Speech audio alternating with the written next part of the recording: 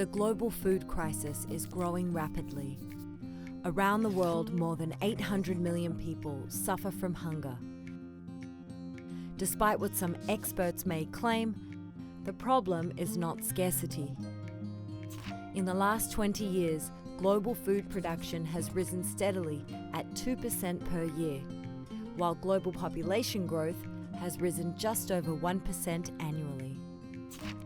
We have more than enough food to feed our world's population, but people are still starving. Scarcity is not the problem.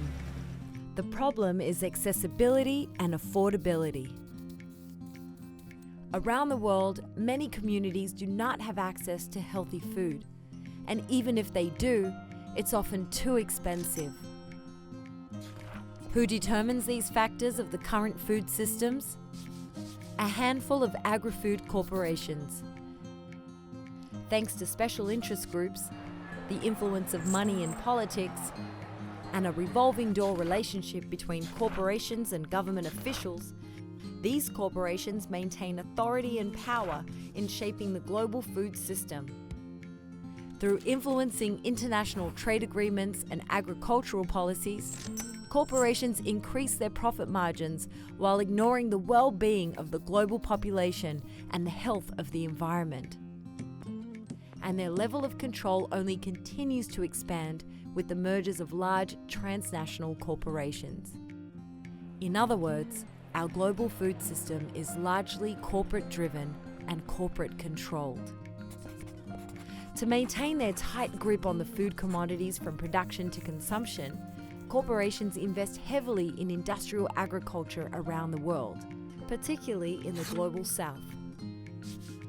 Industrial agriculture is detrimental in almost every sense. As a leading source of global warming, it emits more greenhouse gases than all cars, trucks, trains, and airplanes combined. It also destroys the economies of rural farming communities by forcing small farmers off their land and out of business. And it's unbelievably wasteful. Industrial agriculture uses at least 75% of the world's agricultural resources, but provides food for less than 30% of the global population.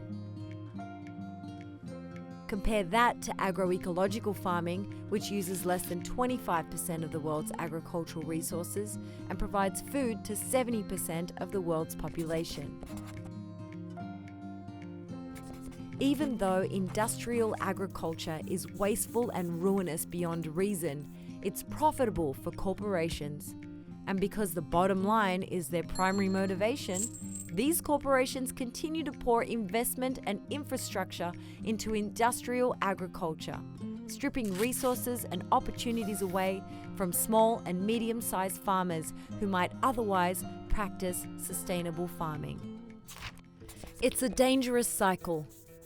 While the world's poorest go hungry and our environment is devastated, these companies congratulate themselves for turning record profits. Our current food system is rife with toxic inequity, but most people remain unaware of the gross amount of power corporations wield within it. This is no accident.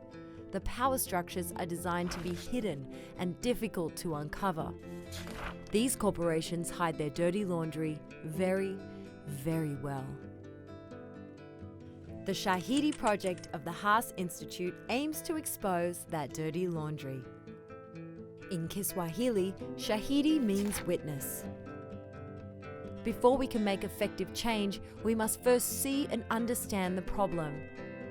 By unmasking the larger power structures at play within the global food system, the Shahidi project hopes to inform and inspire the public, impacted communities, researchers and policymakers to challenge corporate power and create pathways for a democratic, inclusive and sustainable food system. Since 2017, we've scraped the internet, tracked down federal documents, explored government-corporate relationships, and analysed academic research and databases. From our findings, we've built a database with information on 10 of the largest food-related corporations that illuminates the larger corporate influence within the global food system. We've organised the information in a clear and digestible format to make it as accessible as possible for every viewer, and we will continue to grow and develop this database over the next year. To start bearing witness, visit the Haas Institute's Shahidi project website today.